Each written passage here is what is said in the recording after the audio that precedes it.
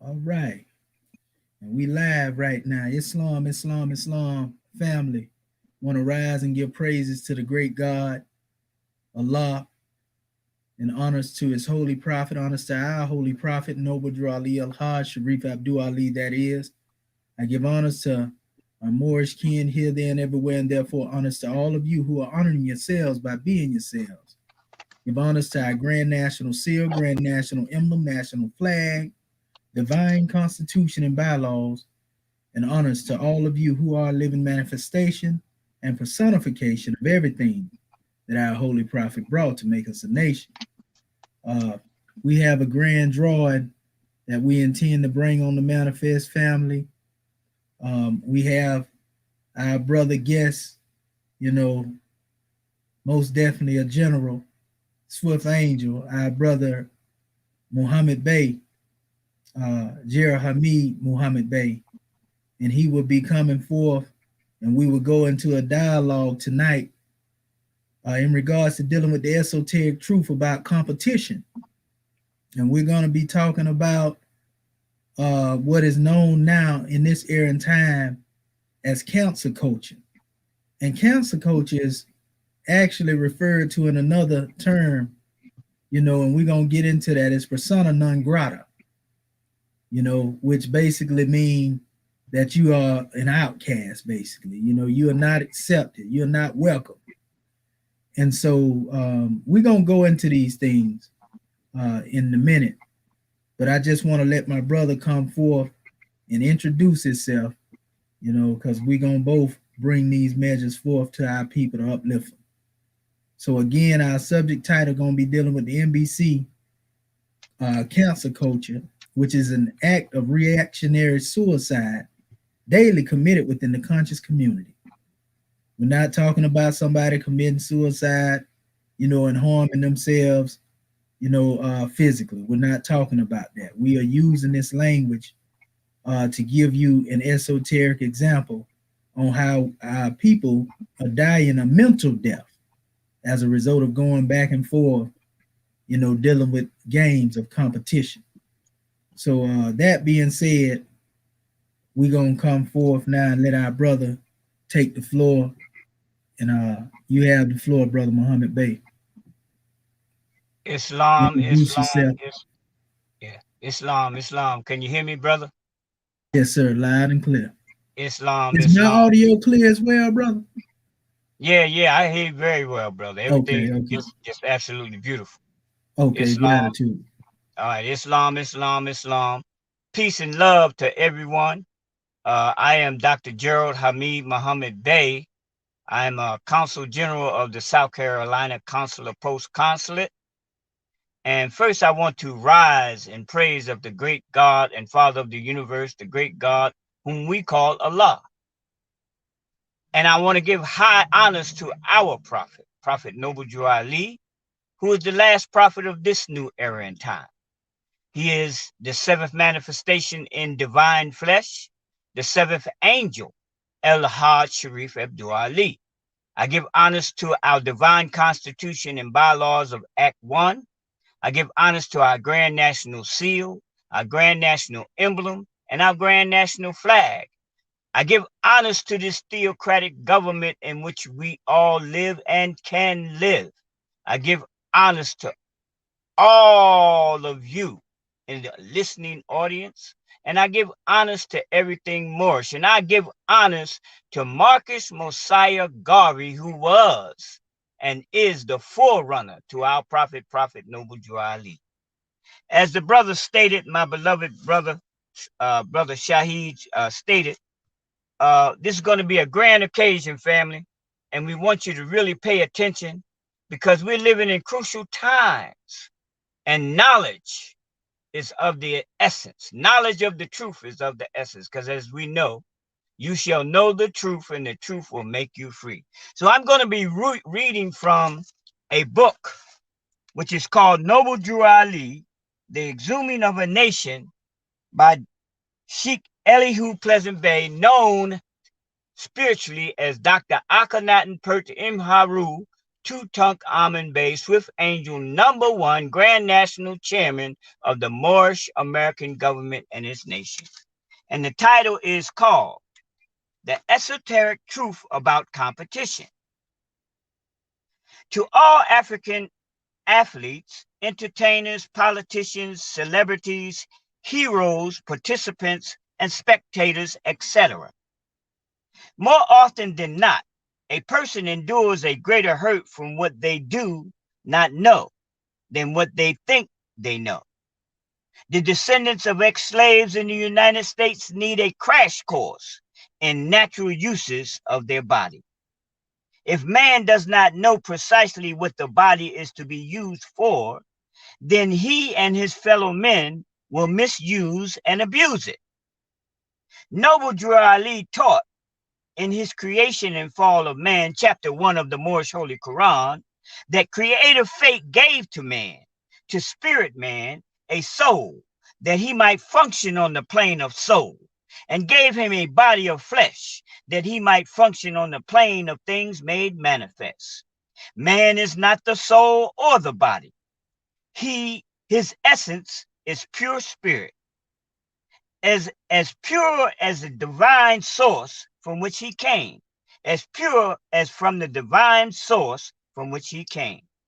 His body was given to him for the sole purpose to function on the plane of things made manifest. But today, the majority of man's usage of his body is absorbed in competition and not being used to function in harmony with his soul and God state. The paradoxically of this status is applied to the so-called blacks, mainly because they have no idea of who they are and therefore is the most vulnerable to bodily misuse.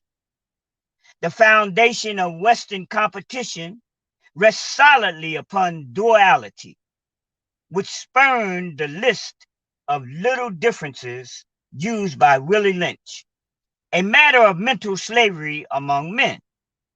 Under the auspices of competition, African bodies in the Western Hemisphere are misused around the clock, be it sports, entertainment, styles, family, religious, or professional athletics.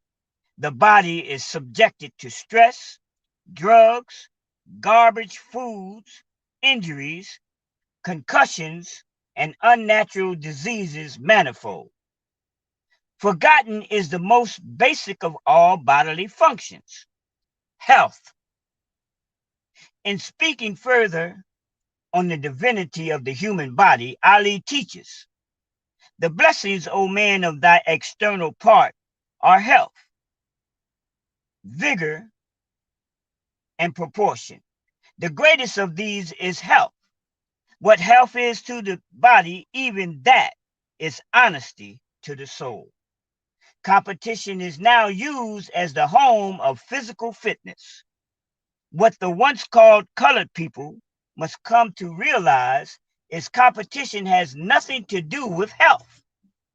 Health is one of the great harmonies of life and is holistic maintenance of the human body, which is a gift from the great God. Competition is the most dangerous, in-your-face killer pacifier to African minds since the advent of the United States 14th and 15th Amendments. It is in the nature of competition to sedate the plight of the God self and keep the mind earthbound.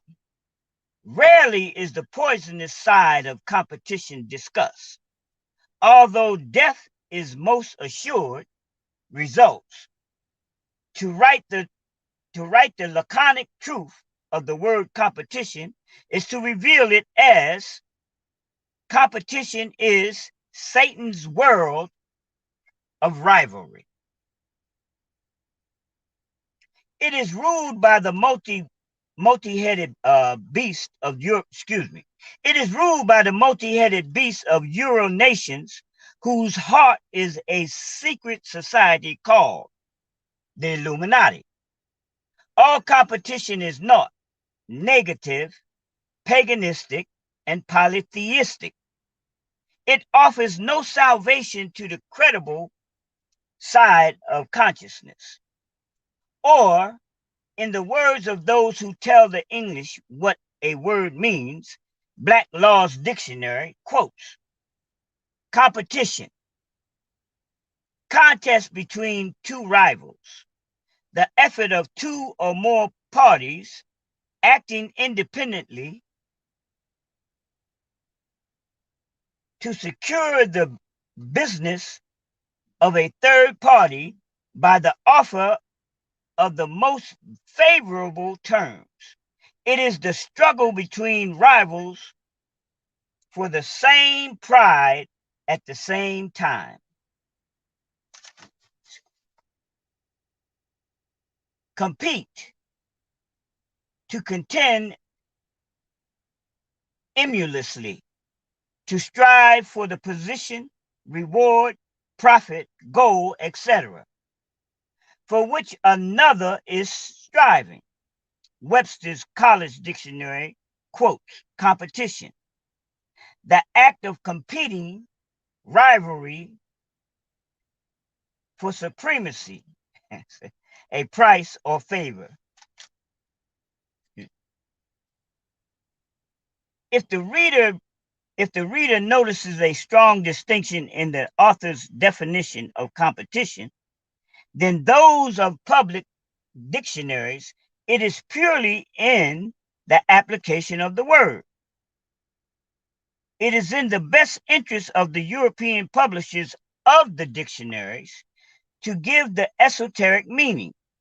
However, it is the author's intent, because competition is another layer of the dirt which buries the Moorish peoples in their shallow graves, illegally marked Negroes, blacks, and colored people, which we term as N.B.C, to uncover the esoteric purpose of competition.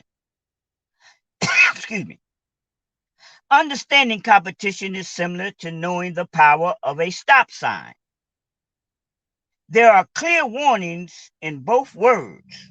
However, there are inevitable dire consequences for those who participate in the fate of either word.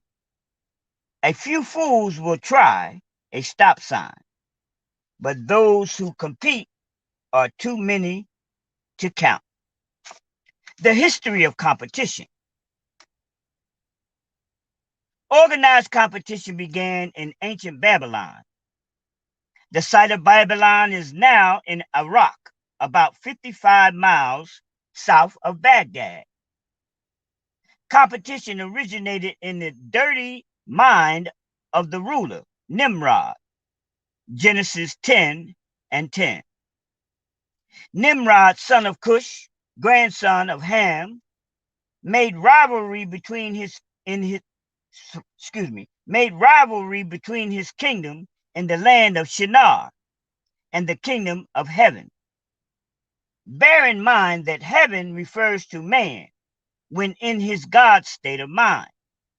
Nimrod founded the cities of Babel, Akkad, Calneh, and Calneh. This later led to the building of the cities of Nineveh, Rehoboth, Ur, and birthplace of Abraham. This kingdom also mothered the colonizing of Mesopotamia, the east end of the geographical Garden of Eden, between the two rivers, Tigris and Euphrates, Genesis 2, 8 through 14. See Adam and Eve. The name Nimrod means the rebel or the hunter. And while history shows Nimrod married his mother, Samaria, it was this marriage which created one of the first of many Madonnas. To this day, the world still celebrates his birthday on December 25th. which Samaria declared into a Babylonian national holiday in honor of her son husband. See the truth about Christmas. Nimrod designed and construed the world's first empire state building, called the Tower of Babel. It was built in competitive defiance to the great God. The Tower of Babel was built like other structures. The Tower of Babel was not constructed in the usual ordained harmonious line with united earth, which unites the earth with the universal order. Nimrod knew, being the grandson of Ham, all structures are to be erected in creative balance, joined with the will of man and the will of his creator. Yehoshua would reiterate this holy instruction about 3,000 years later with a covenant of, "Our Father, thy will be done on earth as it is in heaven." The Tower of Babel, spectacular in the carnal eyes of his people. They revered the hunter as the victorious champion in his rebellious quest against the Father of the universe. Their single eye was closed and they could not see, except through their two carnal sentinels of flesh. See the third eye. Later, from 2000 to 1700 BC, these lands suffered waves of massive invasions by the pale-skinned peoples, who were discovering ways out of their sanitarium continent of Europe. As they populated the cities of Sumer, Shinar, it became easy to amalgamate their warlike nature to the competitive pagan government established by Nimrod. The aggressive nature of pale-skinned people, spurned from their greed for food, is rooted in the instinct of survival of the fittest. It was this, only the strong survive attitude, which gave rise to rivals after the same objective, at the same time, for the reward begot organized competition in governments. In 772 BC, the Olympic Games began in Greece for the amusement only of the European males. The games were held at the temple of Zeus in Olympia, Greece. The games consisted mainly of foot races, boxing, wrestling, chariot races, and the regular fights to the death. Huge walled stadiums and arenas were built to separate the bloodthirsty Greek and Roman elites from the lower class and captives. With the introduction of the new religion of Christianity, the Olympic Games were considered too barbaric and were abolished in 394 AD. However, with the industrial and economic boom in the new Roman Empire in the West, the United States, the games were revived in 1896 to the present day, still for financial and entertainment purposes of the pale-skinned males. Games of competition of today are no longer confined to the 4-year Olympic intervals. Modern games are sophisticated as the International Stock Exchange. Modern games are as sophisticated as the International Stock Exchange, or as personal as individual Game Boy digital game. From the professional sports to the baby contest, or from adultery to cops and robbers, the plane of rivalry encompasses a frenzied struggle in games that will never produce a true conqueror. See dualities.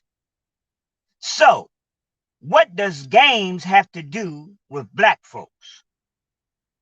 Everything. Remember, The God psychic of the once free African nationals was replaced at birth with the confined slaves and mind of Negro, blacks, and colored people, N.B.C. People labeled N.B.C. are themselves political game pieces to be owned and played by European Freemasons. In fact, all so-called N.B.Cs are conditioned and programmed for every kind of game conceivable. They are the legal parts to a master game, whether spectators or participants. This is another reason they are called blacks, because they are property parts. There is no group or nation of people on the planet Earth that suck more on the pacifiers of European games of competition per capita than the so-called African Americans. They are unmatched in the expenditures. They are unmatched in the expenditures of money, interest, time, and lives, with no national reward to claim, no wisdom gained, and no self-worth in return. These games propagated into the minds of the masses, and who paraphernalia sold in the markets of America, are but worthless conjurings of the pale-skinned rulers. Yet they are designed to allure, appeal, stimulate, and gratify the weaknesses in the things that men desire. The unsung psychology of competition is that it is a direct play on the weakness and desires of the human ego.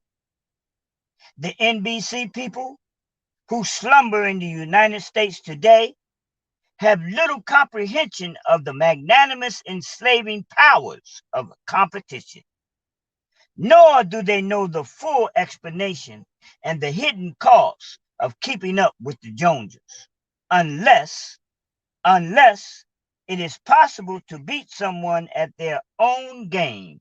Not. Did the Joneses create the game in which the Moors play? Yet it is not strange that the same European Joneses were a nation of people when originating the games, and the N.B.C. were not. Playing another man's game is never fruitful. This is why there is tremendous hidden cost to the high price of not knowing the self. The greatest deficits are those that result in not constituting themselves into a clean and pure nation. With all due respect, the African superstar athletes and other high-profile entertainers from a nucleus of heroes that are paid to divert the attention of their people away from self-realization. There are only about 3,000 well-sponsored, mega-promoted, and media-advertised Negroes used to drug their other 60 million kindred. Again, this is a disclaimer of any ill thoughts to my people, but to show they, too, are pawns in the deadly world of another man's competition. Someone may ask the question, but what about creative arts and talents? All the N.B.C. singers, songwriters, dancers, and actors, etc. The answer is very simple but painful. Again, N.B.Cs are slaves. They were made slaves by their European slave masters during the time of slavery, and will remain so until they become a free nation themselves.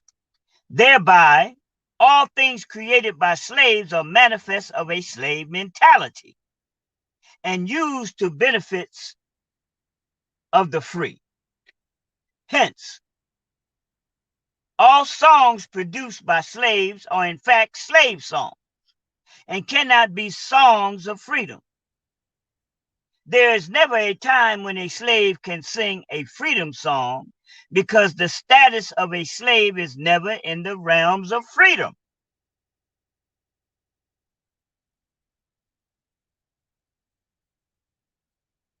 Ergo, all music produced by blacks, while subject to the jurisdiction of the United States, gospel, jazz, blues, rock and roll, rap, spirituals, etc., are songs of slavery. Simple. Here, again, the worst part is that whereas the only true victor is the owner of the N.B.Cs. Excuse me. Most sleepy Moors feel good from the pleasures gained from events of sports and entertainment. Some often become frenzied and fanatical at the height of the drama. But few give much thought to those marked as incompetent, losers, and failures. Hence, they embedded competition into their children, sports and entertainment as organized competition, sells televisions, computers, casinos, $300 tennis shoes, sportswear, stadiums, billion-dollar franchises, condos, and conveyances, etc., etc., etc., etc. But by far, the greatest product sold and bought by the fruits of competition is the hoax known as time. See, time. Hold it right there. Time? Who in the world can sell an illusion as obvious as time? Better yet, who is buying it? In answer to the first who, the same people who manipulated man into buying such natural resources as air, water, and land, had a very little problem in accommodating the same consumers with segments of time. In fact, they also have a sale on some prime marshland for a new cemetery and a bargain on personalized stars in the galaxy. Perfect for Mother's Day's gifts, complete with a map of a solar system. The wise know time is only finite duration. Yet, carnal man will buy time to play a game made by another carnal man. The ghost, called time, is marketed and sold at the high cost of one's soul. For the value of the soul, anyone can purchase time. To waste in increments of hours, seasons, years, and the ever popular lifetime package deal. The lifetime bargain comes complete with a ludicrous warning label and warranty, which guarantees satisfaction to the idle mind. Time for the world of competition is gift wrapped with variety of the ego, which will blind the eye and hide the heart of any man away from himself. Moorish Holy Quran, chapter 40, verse 6. Islam, Islam, Islam. Gratitude, gratitude, gratitude. In Islam, and gratitude to you, brother Muhammad Bey, for that reading, brother. And yeah, we're gonna open up this special discussion, but I couldn't help but go back to the particular portion. And for those who may not have this book right here, this is the Exhuming of the Nation that the brother was reading from. You know, one of the greatest books ever written when it comes to dealing with the life of Prophet Noble Drew Ali. You're talking 700 pages of straight fire. When I say fire, I'm talking about wisdom, will, and love off in that demonstration. You know, the measure that you brought forth that I want to touch on briefly as we open up we see it stated that the organized competition began in ancient Babylon, a site at Babylon, if we know it's right there in modern day Baghdad, so to speak, in this era and time, or south of it, so to speak. We understand it was stated that competition originated in the dirty mind of its ruler. And it was stated that Nimrod pretty much was the father of competition, and that Nimrod means rebel or hunter. So when we think about the Tower of Babel, and in most cases, when somebody say somebody's rambling on, they say, man, they babbling on. And it was said that even the language was confounded. The people's speech was taken from them, the unity of it, because there was originally one language. And being that they disputed with that special language, there was a scattering and confusion to basically stop these ones from dealing with conflict, and competition among themselves, babbling so much, so to speak. Babylon. So when we go into this special drawing, this is what's been going on when we deal with, the conscious community among our people. There's been a lot of the babbling in Babylon. Peace, Islam, peace and blessings, Sister Michelle Reeves. And any input you all give, we will address it. Questions or comments as we move along. So when we deal with these things such as, competition, and the label going back to the title, the N.B.C. cancel culture, an act of reactionary suicide daily committed within the conscious community, this is exactly what we are talking about. This Babylonian behavior, is causing our people to commit mental death, suicide. You see, they fall victim to mental death. It's killing those seeds that are seeking to become conscious. It's killing those seeds that are seeking to learn. It's giving them a bad taste of consciousness. And many of our people are being run amok, led astray, and so forth and so on. So that's why we read from the Book of Fire the esoteric truth about competition. These are games, basically. Games that often deal with pitting one against another. And this what has been so rooted in our consciousness. And it is the reason why we can't sit down and have, a civilized dialogue amongst each other, because we have been taught to be competitive. But competitive, in the way of thinking, has nothing to do with the way our ancestors demonstrated. In fact, we demonstrated the exact opposite. And when you go into the exact opposite of competition, you're talking about harmony or harmonic balance, you see? And so anytime when one is losing balance and there's no balance, then you already know what takes place. Chaos, confusion, conflict, war, bloodshed, and everything else comes as a result of that. And that's why there has been so many wars that were fought over religious beliefs, political beliefs, social ideologies, whatever you want to call it. Many of the people have made competition their God. And this stems all the way back to, and from the gladiator days, during the time of Rome. They created coliseums to see people go fist to cuffs and so forth and so on. And so now it has come into a state to where the world is in opposition and it is consuming itself. What is cancer culture? N.B.C. cancer culture.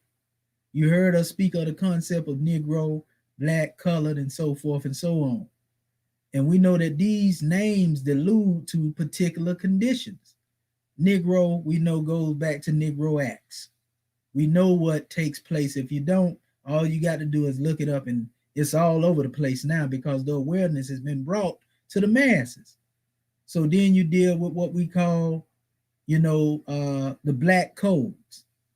It's the same thing. And we know the purpose of the black codes and so forth and so on. It was still stemming from competition, because if a people was supposed to be freed in 1865 and you implement black codes to restrict them, then you felt like they might be your competition. It's no different than blacklisting or blackballing, someone that you feel is a threat because they do the same thing that you do. You see? And so this is where competition often stems from: people who feel that someone else is a threat to them, or may take power from them, may try to subdue them or do to them what they had done, to another particular people. And so this is what makes competition a weapon as well, more than anything. So when you deal with the color of law,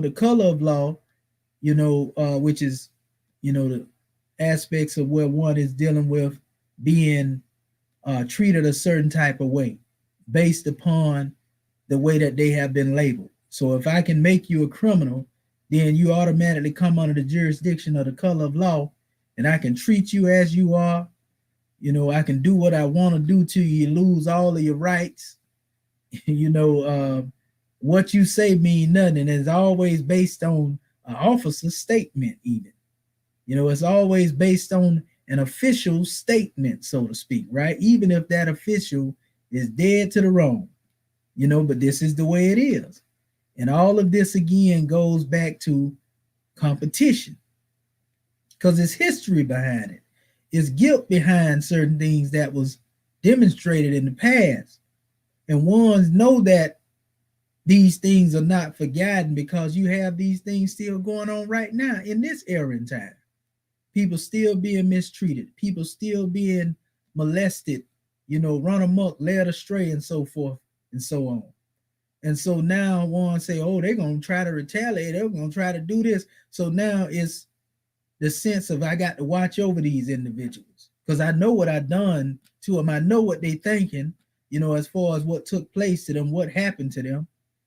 So I got to make sure that they never begin to think to come as a collective together. So what's the best way to keep the people from coming together as a whole? We all know divide and conquer. This ain't nothing new that we haven't already been talking about, right? But it gets even deeper. So when you deal with cancel culture, it's one thing for somebody to cancel you out. You see, that is basically an oppressor or somebody that's in authority. We talked about it last night. We talked about slave masters, slave makers, slave breakers, slave holders, and slave catchers. We demonstrated this in our previous broadcast, and so even the ones that's doing the catching, they're in competition, because they're going to get some stripes or rewards, for catching you. And most of the time, these people that look just like you, we call it neo-colonialism, a new form of oppression, not through the normal oppressor, but through your own kind, through your own people. So we have now become our own oppressors. We have chosen to stay in a state of bondage. We have chosen to stay in a state of incarceration, mentally, physically, and spiritually. So if you were freed in 1865, then why aren't you a nation yet? Why aren't we a nation yet? You see, why aren't we free to do exactly what? Oh, we are free. We just don't know it, because we are still in mental chains, dealing with mental slavery. See, these are chains that can't be seen with the carnal eyes. These are conditions that can be felt as a result of the condition, that was created, by the individuals that place you in that state. But now you don't have to do it. It's self-refueling. This is the Willie Lynch syndrome, that the brother was reading about early.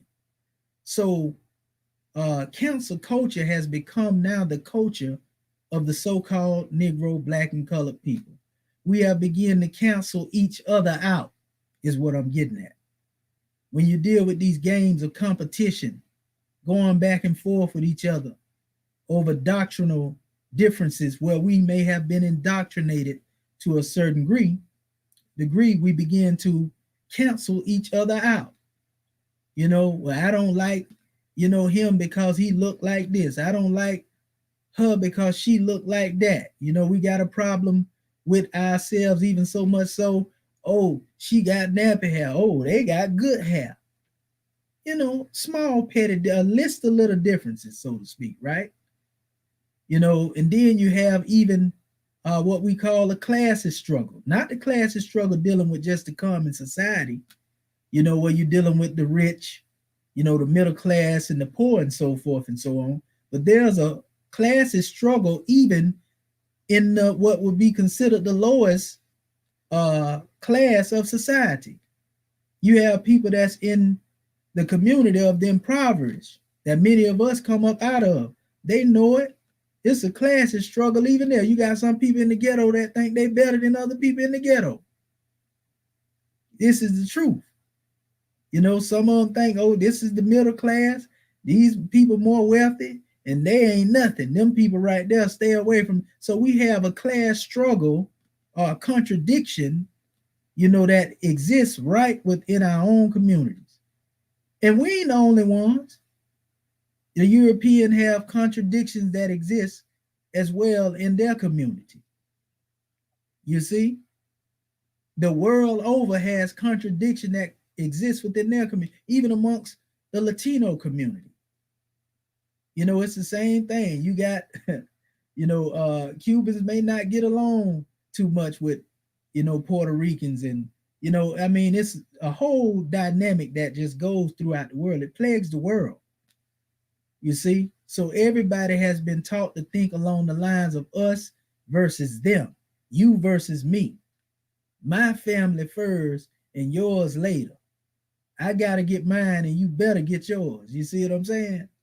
This is the mentality that we have been trained to think along those lines. And it has become so conflicting to where we can't even sit down and have a cordial conversation about unity. We can't sit down and reason about uplifting each other or coming out of our condition because we are so busy focusing on the weaknesses as opposed to the strengths. There are brilliant minds among our people. There are many masterminds in this present era and time. But what will make them more masters of their minds is them to bring themselves together and pool their resources and come into oneness and unite. Forget all the religious, political, and social construct along the line of dealing with what I like to call religious game banging, political game banging. Forget all of that and come to the table and sit down and begin to hash out the differences. Okay, we already know what we disagree upon. So what is it that we can agree? Where's the common ground? You see, this is what we're trying to get at, because going back and forth, what has it proven to do as far as pushing us forward as a people?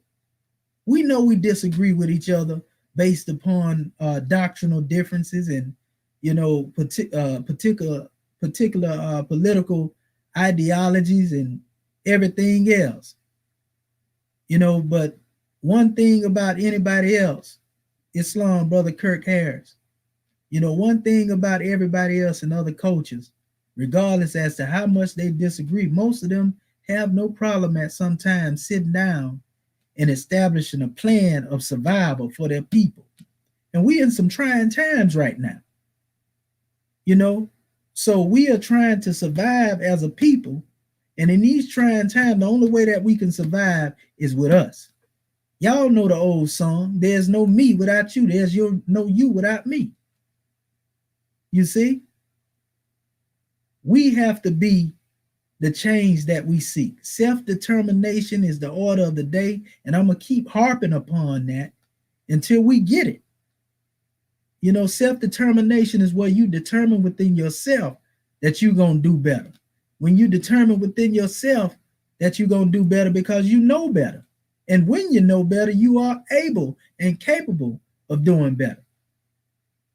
You see? So we can't hold one accountable for being unconscious, for not being knowledgeable of their condition.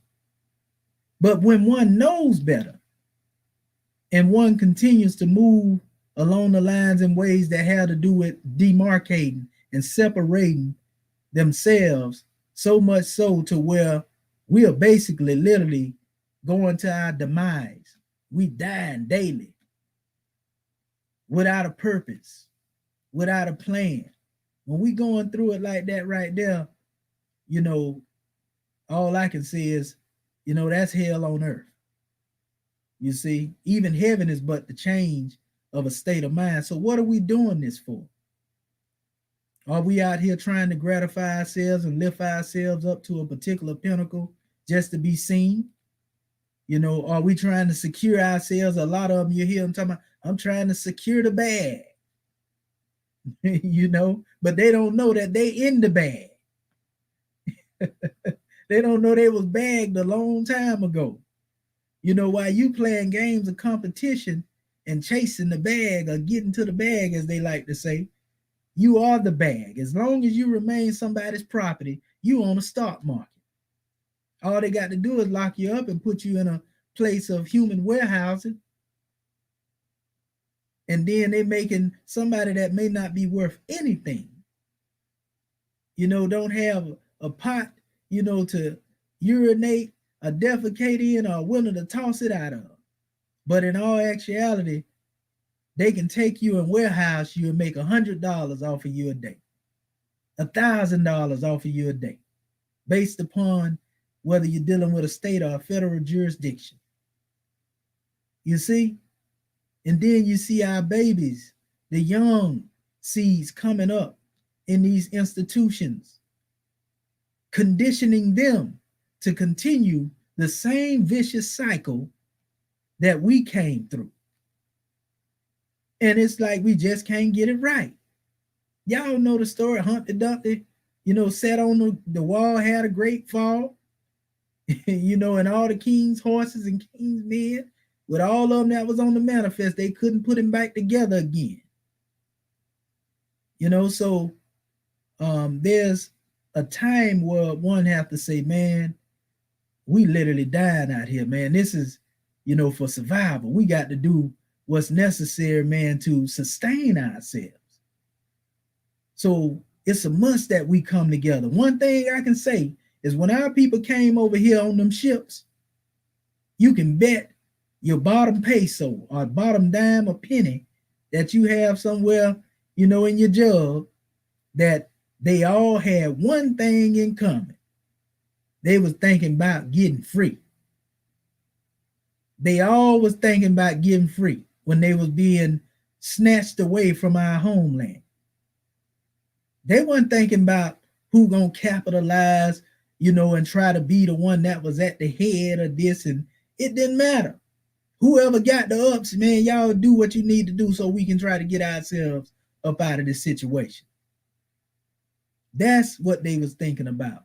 So now we have to get ourselves in the mindset, go back in mind, go back in spirit. Masterminds able to trace themselves back, and thus they know.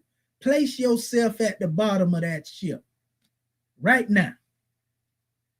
This is the mentality that we have to do. We got to place ourselves on the bottom of that ship. You can call it whatever you want to call it, and one of the ships that you know. And when you place yourself on the bottom of that ship, imagine that it's a Moor down there. Imagine that it's a Hebrew down there. Imagine, that it's an Orthodox Muslim down there. Imagine that it's a Christian down there. Even though we know these things, we came into these things later. But we're saying right now, tracing yourself back, just imagine if you was in that special state taken from different homeland, because many different people from different cultures and different cultural practices were down there too, because everybody didn't come from the same area. All of them was thinking about getting free. They wasn't thinking about what none of them, their brothers and sisters was believing in. They had to lay in each other's defecations, the vomit and so forth and so on. Many died. That was enough to try to get you, just trying to, being took as cargo, was all a part of the demise. Let's get into the psychology of, the state of mind of those who were so much so love and in love with their homeland to where they said, man, I'd rather jump overboard. I'd rather jump overboard, than deal with this demonstration. And see, we don't have people like that.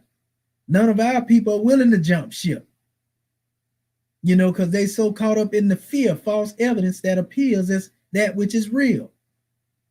So when it comes to talking about demonstrating self-determination and being a successionist, they don't feel like it's a need to be one who become a successionist and break off and build for the future of their nation.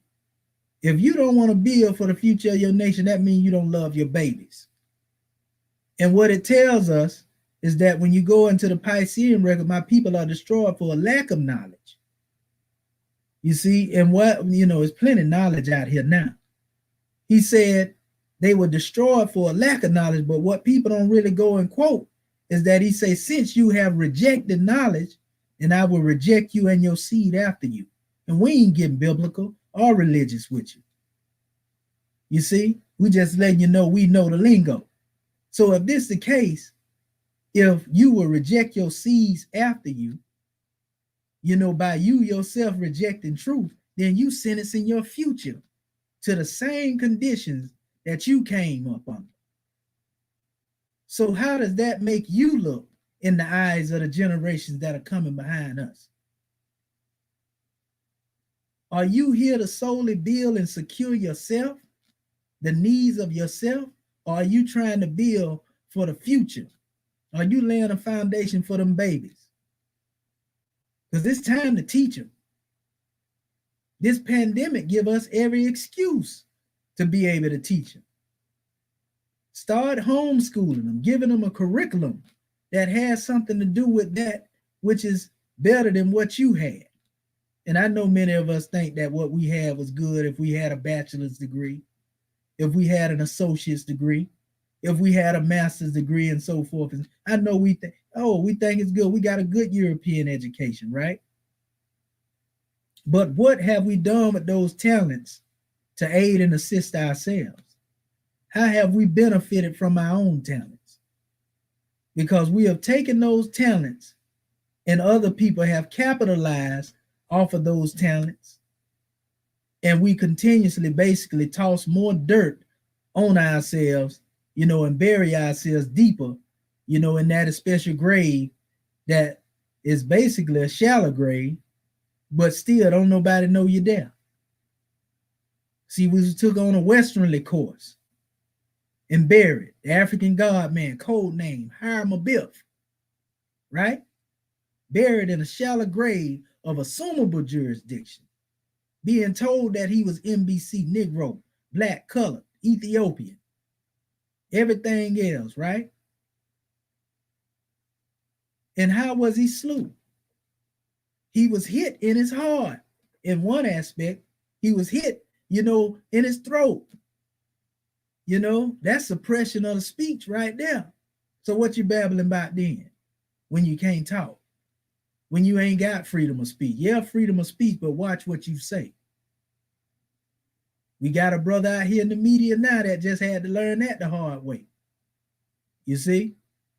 So we got to really pay attention, family, to this trying time that we in, and really look at what's going on. When I say we was hit to our heart, that African God man, code name Hiram Abiff, when he was hit in the heart, that's the love that we used to have for each other that we no longer express to each other. That was taken from us. It bled out of us. When we was hit in the head, that knocked the consciousness of our memory of being made in the image of the great God out of us. So now somebody else can come to you and tell you that they made you. And you was made a Negro. You was made a black man. You was made a colored man. Made in America, huh? That's right. You see? So lo and behold, again, when we was on the bottom of that ship, we had one thing in common. Those who was brought over here, because everybody wasn't brought over here. But That's right. some of us was. Some of us were indigenous here, and some were brought here. But the ones that were there, and I say we, because we share the pain of any of our ancestors, who That's went right. through these things. That's right. So those who were brought over here, the only thing they had on their mind was getting free.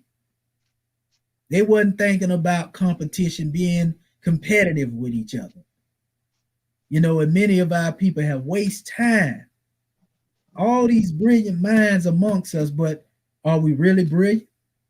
Because we can't even sit down and communicate together 4 or 5 words before, everybody going back and forth, trying to put somebody's head on the chopping block, so to speak, right? That's right. And so when you hear me a lot of time going at individuals, I'm going at people, based upon that Eurocentric ideology. And not that I have a hatred toward, that particular people. You see, but we are just saying that the mind washing that has taken place has basically put us in a state of where we are it's retardation, so to speak. And we don't say that to be mean. But anytime you can't think for yourself, you can't reason, you can't understand, you can't remember that you were made in the image and the likeness of the gods, you was even given the title of God. Right there in the Bible. Even Jesus said it when they were finna stone him. He said, isn't it not written in your law that I said the yeah of gods? And if it was written, of those to whom the word of God came and the scripture cannot be broken, you see, he told this to a people that was finna stone him. And he was actually quoting from the book of Psalms. I said that you are gods, but we died like mere men. We're going to get into that too in a little bit, but I just want to open up with that particular thought. Remember, we talking about the esoteric truth about competition. Esoteric often has to do with things that are hidden. Though they are right there before your eyes, under the surface is something that you don't see. So that which has been concealed is now being revealed.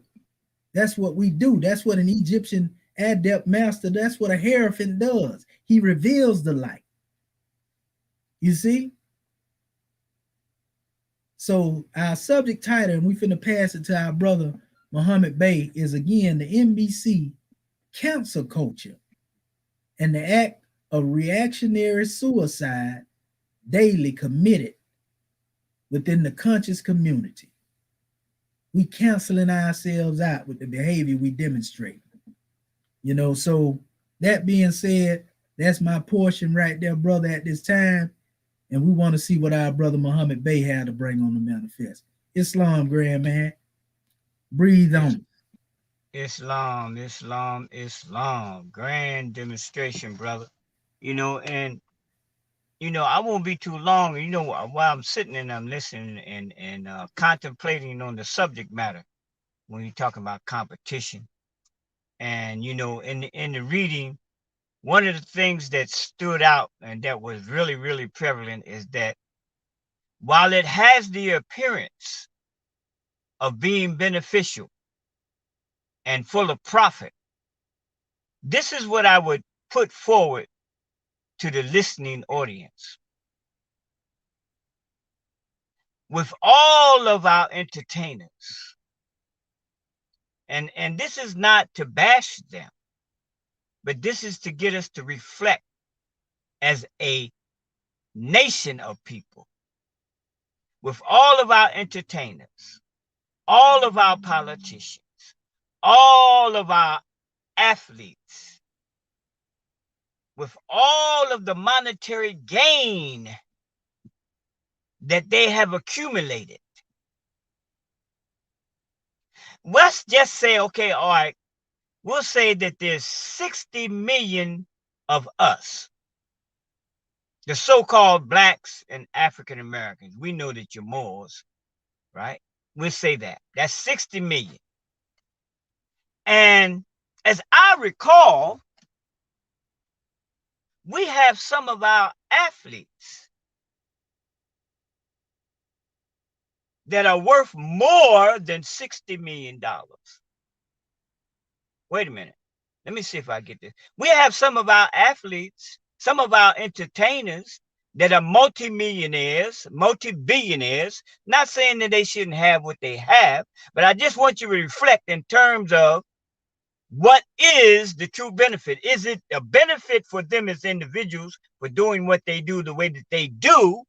What about the people? And I'm going to go there. I'm really going to go there. My beloved brother, Michael Jordan, multi-billionaire.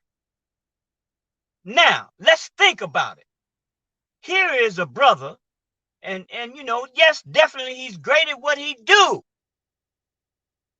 But he had, right, a faceted sports industry produce a shoe at a price that most of us who revered him, who looked at him or idolized him, we could not afford. Did he have the power to change that? Oh, what was most important? And listen, this is not a personal attack. I want you to think.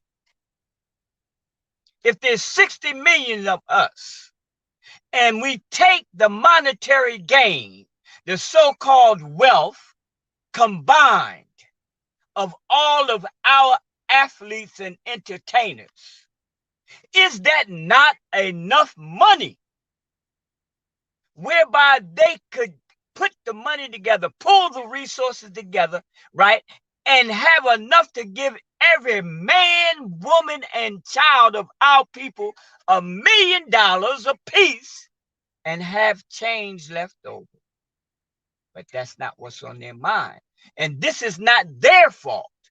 Because like what the brother put forth, the European was the one that put this ideology, this mind concept of competition, where it's about, I'm going to get mine, you got to get yours. And if I get mine and you don't have yours, so what?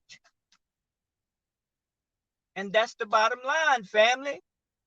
But see, we can no longer afford to live in that mindset, like the brother was saying. Why is it not that those things are benefiting us as a nation of people, as a united body of people? Where is our schools? Like they had a blog on Facebook the other day, and it was so profound. And it was this, you understand, this elderly, I mean, really elderly. She had to be at least in her 90s, maybe 100 or something like that. And she was making a statement. And she was talking about all the industry and, you know, the rich people and all that. And she said, well, in reference to us as a people, she said, well, if we have all that, where are our mega banks? Where are our mega schools? Where are our mega universities? Where are our institutions as a nation of people? Because we can't say that we don't have the wealth. So that means, right, clearly, there's something wrong with our mindset when it comes to us as a collected, unified body of people. We have to change it, family. We have to change it. We definitely have to change it, because this is the time. See, we're in a time now where everything is being manifested for what it is. The brother made the statement, say, well, you know, the people suffer for a lack of knowledge. And like he said, oh, this is called what? This is called the information age. But evidently the information, the data, right, and the input that we have has not freed us as a people. It has not allowed us or brought us or motivated us, stimulated us or guided us and led us to be unified. So we have to rethink. We need to review. We need to redefine and then realign. And basically that's all I have. But our duty here, we are messengers of the truth. We don't look at ourselves as being any better, but we have a duty and a responsibility because we've been given much, right? And we have a great responsibility. We're going to deliver this truth to you. If you can hear it and you receive it, please follow up on it. www.moorish-american-government.land. Islam. Islam, that's a grand measure, brother, you set out. Always vibrating the ethers, with that truth, And so we give honors to you for that drawing. And since we own it, I want to show you something that a lot of people probably look over, because we've been talking about us being made in the image of the great God, being referred to by the terminology of God. And people say, well, that's the big G, little g. But whether you say big G, little g, when you say God, it's expressed the same way. You see what I'm saying? Or when you go into the original terminology and what they like to call Hebrew, you see the term Elohim. Elohim is used for both of the words. When he says, see, I have made thee a God to Pharaoh, when he told Moses that, and thy brother Aaron, thy prophet, the word Elohim, he said he made him an Elohim, to Pharaoh, because he knew Pharaoh thought along the line that he was a God. You see? So he had to bring a God man to his presence, so to speak, during that time. And so I want to show you something, though, and I call this the Ezekiel effect. And this is out of Ezekiel. Let me share my screen first and foremost. This is very relevant to today and those who like to set themselves up in the heights. Let's see how they say it go down. I want to spread this out right here. You see that real good, Brother Muhammad Bey? Yes, I can see this a little small. You might want to size it up a little bit. Let me size up a little bit more. That's better? Yeah, that's better. I believe the audience can read that. Now listen to this. Now think about the average person that's going back and forth to be a victor, over somebody else in a debate. Now, just babbling on with the Babylonian culture, conflict, competition, going to war, Now, it says, the word of the Lord came again unto me, saying, Son of man, say unto the prince of Tyrus, thus saith the Lord, because thine heart is lifted up, and thou hast said, I am a God, right? And sit in the seat of a God, right? In the midst of the seas, and yet thou art a man and not God, though thou set thine heart as the heart of God. Now check this out. It's one thing to say that you are a God, being one with a God, but it's another thing to be a God. You see? So when you hear us demonstrating like this right here, we demonstrate what we call deific will. Man is one with God, God is one with man. We don't submit to the will, we are the will of God. So if you need some love, then God's sending us to demonstrate the love. You see, this body don't belong to us, it belongs to God. This is his body, not our body. You see what I'm saying? So in all actuality, we are vessels to manifest his provision. If somebody lacking something, it's a man that God sent to a man. If somebody needs something, it's a man that somebody sent. But there's another measure, though, when you begin to try to exalt yourself beyond the supreme reality, and you don't care nothing about what he got as far as dealing with his law. So even though it says, yeah, God, you're children of God's, and it said this, right? He said, you will die like men. And we finna see now what that meant right here. So it went on to say, behold, thou art wiser than Daniel. There is no secret thing or secret that they can hide from thee. It say, with thy wisdom and with thine understanding, thou hast gotten thee riches. your wisdom, your understanding, your knowledge. It's done got you plenty money, right? The bank bouncing because you got so much in there. So you got gold and silver, you bling blinging and everything else, right? With this social media, because you done got you a whole bunch of money, right? It say, by thy great wisdom and by thy traffic has thou increased thy riches, and thine heart is lifted up because of thy riches. Oh, so you done got some money, so you done sure enough went out there. You heard the brother talking about the celebrities early. It says, even the celebrities got to cancel culture. Soon as they become rich, they cancel their culture, right? But it That's says, right. therefore, thus saith the Lord God, because thou hast set thine heart as the heart of God. In other words, you ain't acknowledging him. You ain't saying you God in the sense of being one in righteousness. You done exalted yourself beyond the Most High himself. You see? It says, behold, therefore I will bring strangers upon thee, the terrible of the nations, and they shall draw their swords against the beauty of thy wisdom, and they shall defile thy brightness. Oh man, all that fame and fortune and everything you done got because you were so wise, you were so knowledgeable. Mm-hmm. See, Yeah. now ones have come against you to draw their swords of wisdom, because when you look at sword and you actually take the s off of it, instead of dealing with the plurality, you just deal with sword and you put that s on the end, or if you just take the s off, you got words. You see, Praise and the the Lord. words are always like that of a two-edged sword, right?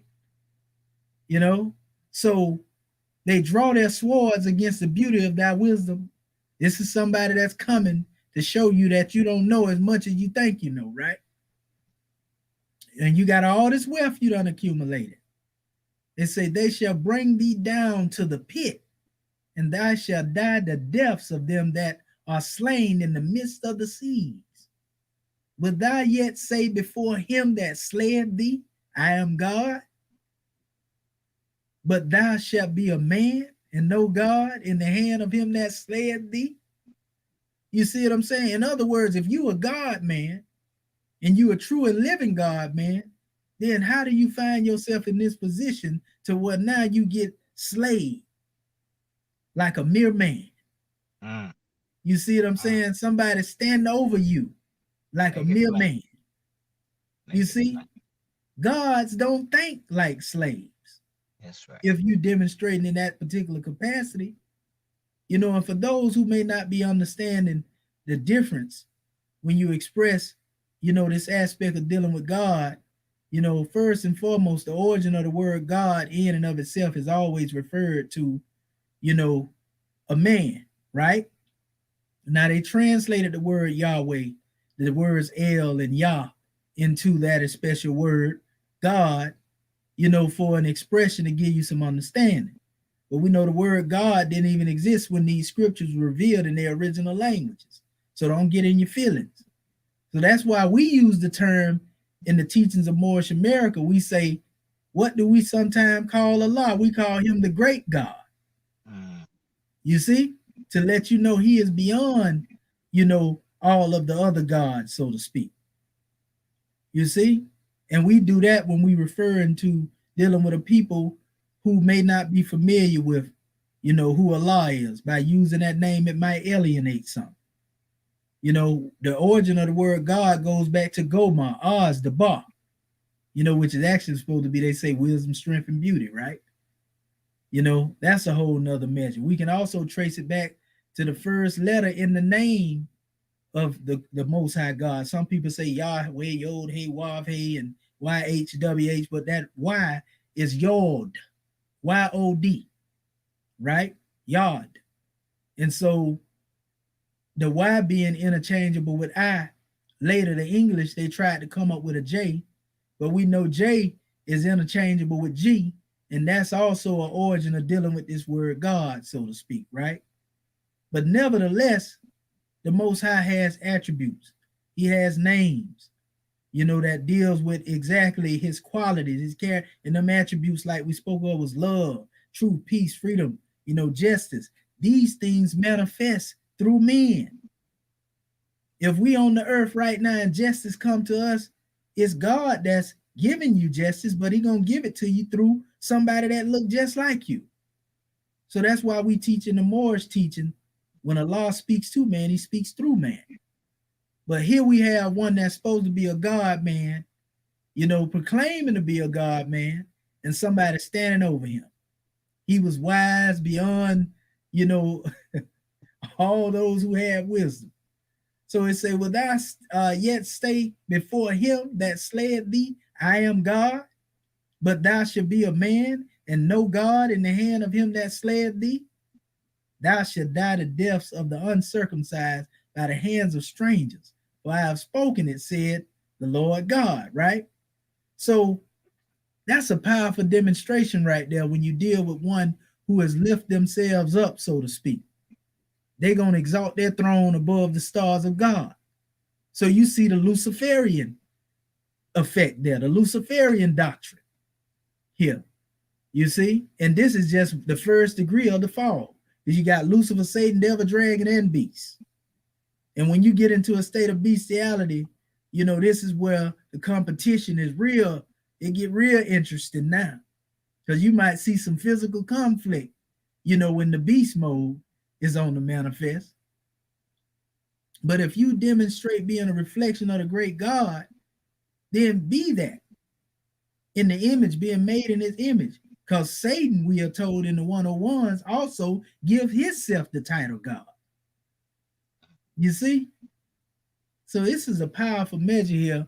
And if we are a righteous people and we standing in our divinity, we have to come into our divinity at once and really demonstrate from a high degree of unfoldment. But most of our people are basically sleeping behind the wheel, so to speak. And that's why they constantly crashing. So, Brother Muhammad Bey, you got anything else you want to say in regards to dealing with that, my brother? Yes, oh man, brother, while you were speaking, it hit me real hard, right? And again, it's not so much that I'm apologizing for bringing forth the truth, but I realize that the truth can be very, very hurtful to people sometimes, and our intentions are never to hurt. We love you, you see, but the truth will set you free. So I was thinking about, man, competition, and what came to my mind, brother, right? That one of the most shrewdest forms of competition that the European has set forth, especially in the minds of our people, the so-called blacks and African Americans, right, is that of religion. How many different denominations are in competition with each other? How many different preachers are in competition, even in the so-called Islamic world? The Shias against the Sunnis and the Ahmadiyyas, and you got the Baptists against the evangelists and the Protestants against the Catholics. See, we still talking about competition. Who is the winner and who is the loser, right? And then it comes down to that fatal topic that was mentioned in the presentation. In the meantime, time is moving on.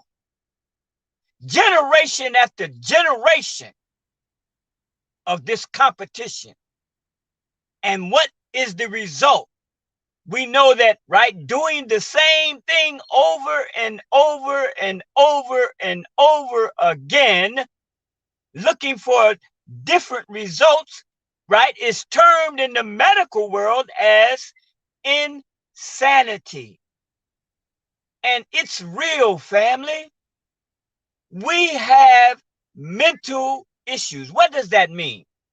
That means when we say we have mental issues, that means that there is a problem in our mental development to be able to distinguish, define, comprehend the difference between truth and falsehood, the difference between that which is truly beneficial and that which is not, the difference between unity and disunity, the difference between love and hate. See, this is really just some of the essence of what we're bringing to you, family. And in the words of our prophet, what are we really saying? We want you to think. The prophet said, right, Prophet Noble Jew Ali, who was the prophet that was sent to you and I in North America, which is termed by our ancestors as the Northwestern Cemetery, where the children of the Father are buried. We are the children of the Father. Prophet Noble Jew Ali was sent to us in the Northwestern Cemetery, right? In that shallow grave, as the brother mentioned, of assumable jurisdiction, being Hiram Abiff, to exhume us, to resurrect us, right, from our sinful ways of competition and not being unified, not knowing that we are a nation of people. So we got to come out of the mindset. We have to come out of that mindset of competition, because competition is individuality. We need unity in our community. We need unity in our neighborhoods. We need unity in our nation. We need unity in our different cities and states amongst us as a people. And believe this, this is the one greatest thing that the European understands, that as long as he can keep us religiously divided, as long as he can keep us athletically divided, as long as he can keep us entertainment divided, as long as he can keep us divided by any means necessary, we will always be subjugated to his authority and power. We don't have to be, family. We built everything. We brought forth the knowledge of everything, and we still possess that same authority and power. The scepter of power is in our hands right now. All we have to do is come forth and claim it and be it. That's all I got to say, brother. We got to come out of that. Yes, sir. And I'm going to read this right here, brother. And we ain't gonna hold you, for a whole season. We're gonna read this little portion here and get the family some drawers, and we'll be back up here again. But okay, this was a grand measure in a short period of time, and it's been grand. But this is coming from page 73, and this is dealing with the facts about games. And it said all competitions and wars are subservient to time, and they thrive upon the things that Satan exploits: hatred, aggression, rape, murder, right?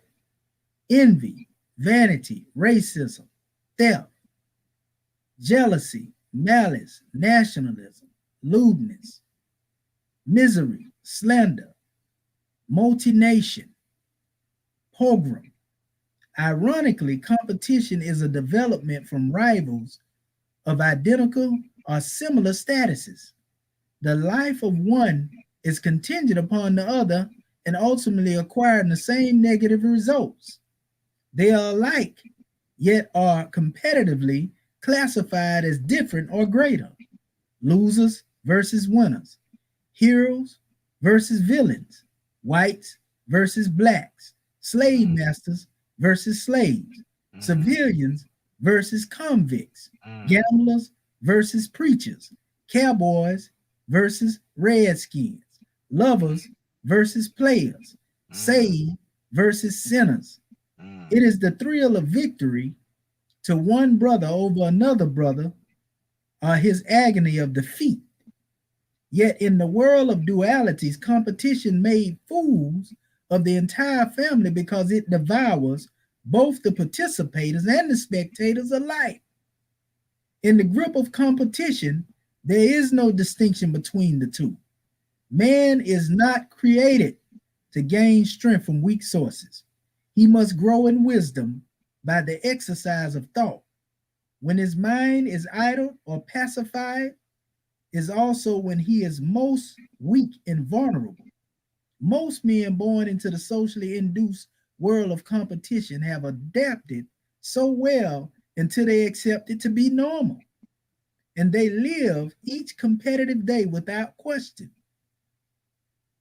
Still, although the devil can do mighty works, it is noteworthy how he is able to convince an entire civilization that competition is necessary and healthy for political, economical, social, and religious growth. Worse yet, people would rather believe this lie than revealed as fools. Competition and anchors the minds of the hearts of men to carnal life. If man is to be victorious, he must conquer self. Every victory over self gives added strength, you know, and so we have to keep this in mind. It's not what makes us a victor by conquering somebody outside of the self, but what makes us a victor by conquering the self or conquering what is within the self. You know, it's even been said that the greatest jihad that one can fight is the war within oneself. You know, so that's why we tell you, like, when you look at the symbol, this scimitar and this star ain't got nothing to do with going to war with nobody. This scimitar has everything to do with cutting away those ungainly thought patterns that we have, you know, slaying that lower self, taking that lower self, you know, off of the manifest. You know, that's what we are here to do. We are here to behead Lucifer, Satan, devil, dragon, and beast within. You know, the one that births what we call that inverted thought pattern. You know, that's what we here to do. That's what we use our instrument for in the workshop of the mind. My scimitar of conscience is not to slay my brother. It's not to go to war with my brother. Even when I had dialogues with our family, it's never come from a level of hatred. I was attacking that European ideology. There you go. You see what I'm saying? I wasn't attacking them. I was attacking the European ideology. That's right. But the only way that I can accept that as what it was is I had to recognize that at one time I had some of that same ideology in me. That's right. You see what I'm saying? So we call ourselves doctors of divinity. And that's what we use our scimitar as a surgical tool, you know, to cut away those cancers that consume us as a people. Because whether we like it or not, we one body. That's when right. you hurt, I hurt. When I hurt, you hurt. At least that's the way it should be, right? That's right. I don't care what you call yourself. You know, Hebrew, Muslim, Moor, Muslim, whatever you want to call yourself. We have to take ourselves again back to the bottom of that slave ship, you know, and recognize when we was in that special state, it didn't matter, you know, what was going on. Yes. You know, so this is just love, family. We wanted to put this on the manifest and deal with that esoteric truth about competition. You see, and we got to stop it with this cancer culture, you know, because we ain't doing nothing but making ourselves persona non grata.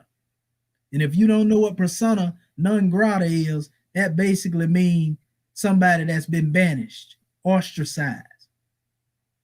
Why are we ostracizing each other? Why do we learn to ostracize and cancel each other out?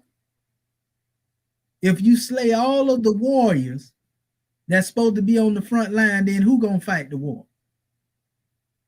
And I'm talking about when you deal with consciousness. If you trying to kill the conscious community by trying to be the victor and set yourself up so high, you know, then who is gonna be on the manifest when it's time to teach the baby? Because you don't live no more than about 70, 80 years. But look what you leave behind if you destroyed every means of those babies to be able to come into some type of consciousness. Now you got a whole atheist nation coming behind you that can't see the God within them because they looking at the way that we was carrying on. So I just want to say gratitude, family. We speak the truth, even if it's against ourselves. How many of y'all can do that? You understand? We real about it over here. We ain't That's got right. nothing to hide. What is there to No, be ashamed of when it comes to recognizing that we all have things that we got to get rid of, even though our intent may be good? We got to recognize the babies. You see, this is why when brothers call me and they ask me about, brother, can you come on? I tell them, I'm like, brother, look, we need to establish a forum where we bridge the gaps. And like I told our brother last night, we want to bring brothers from the NOI on this particular demonstration. As a matter of fact, our brother Elamine, he agreed to come on here, sometime in the future. We're going to have a good dialogue. We don't want to just build with the NOI. We're going to build with some of the Hebrew brothers that have this same mindset to where they can see the unity.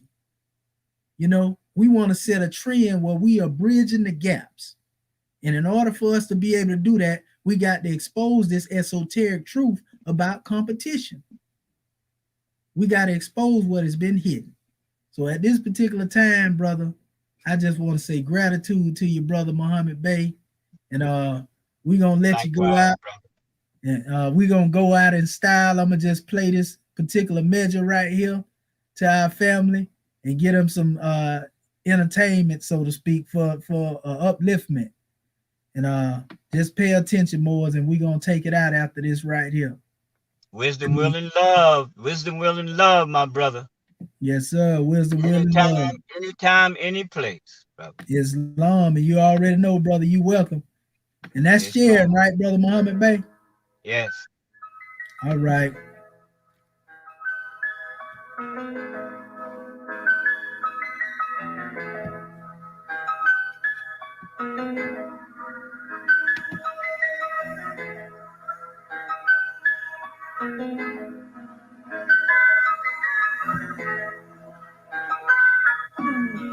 I'm a stepper, I'm a slider, I'm all in. For my people, I'm a rider, I'm all in. I'm done appearing, you provide, I'm until the end. And I put it on my family ties, I'm desperate to win. I'm a stepper, I'm a slider, I'm all in. For my people, I'm a rider, I'm all in. I'm done appearing, you provide, I'm until the end. And I put it on my family ties, I'm desperate to win. Generational wealth, it brings freedom or death. But this is holy breath, so I'm freeing myself. I got knowledge of self and a hell of a breath. Keep a positive vibe, strategic when I step. You went against the grain and you slandered my name. Betrayed our sacred trust and brought us both shame. I'm talking pure pain. How could you envy me? I was my brother's keeper. How could you choose me? I heard your silent hits and all that sneak dissing. This is God's plan. You plotted but you missed me. So as I unfold, witness my success. I'm a phoenix in flight, fearless in the face of death. So while I'm still here, I'm applying pressure. I know these devils jealous and my enemies are zealous. I keep my head on the swivel, even though I'm really careless. December charge for the peace, so don't get me headed. I'm a stepper, I'm a slider, I'm all in. For my people, I'm a rider, I'm all in. I'm done appearing, you provide, I'm until the end. And I put it on my family ties, I'm destined to win. I'm a stepper, I'm a slider, I'm all in. For my people, I'm a rider, I'm all in. I'm done appearing, you provide, I'm until the end. And I put it on my family ties, I'm destined to win. Whatever happened to the love we open enemies? My only vision of unity is vivid memories. I used to feel that the struggle was the one that made us brothers. Why must we fight on each other? And then we all suffer. Crabs in the trap falling by climbing, reaching for freedom. But our future seeds are dying young, it's a shortage of leaders. I just buried my comrade and used to serve the people. Then I watched the people betray them and justify the evil. Even though the angels are present, demons are in the sky. They contemplate on my demise, and this I can't deny. My ministry of death is immortal love divine. He is the deal of the law in the seventh of the time. Last of a dying breed, but I'm willing to sacrifice. Yeah, these are trying times of affliction and stripes. Every passion of my life is to be a living legend and lead my people to liberation, cause I was destined. Islam, Islam. Islam, Yes, Islamism. sir. That's real Moorish music right there. Yeah, no doubt about it. Islam, Islam. Gratitude, brother Muhammad Bey. We Yeah, give honor to gratitude. you, brother, and we're gonna let you Islam. float up out of here, brother. Peace and Islam. love. Islam. Shimmy Hotepu, my brother. Yes, Yes, sir. sir. Shimo Temple. Divine blessing with a divine dressing. That's right. Islam. Uncle just a nail, brother. All right, Islam. Allah is leading on. Peace and love. And victory is assured. Islam. Islam. Gratitude, gratitude, brother. Love you, brother. Islam. Yes, sir. Islam. Love is mutual. All right.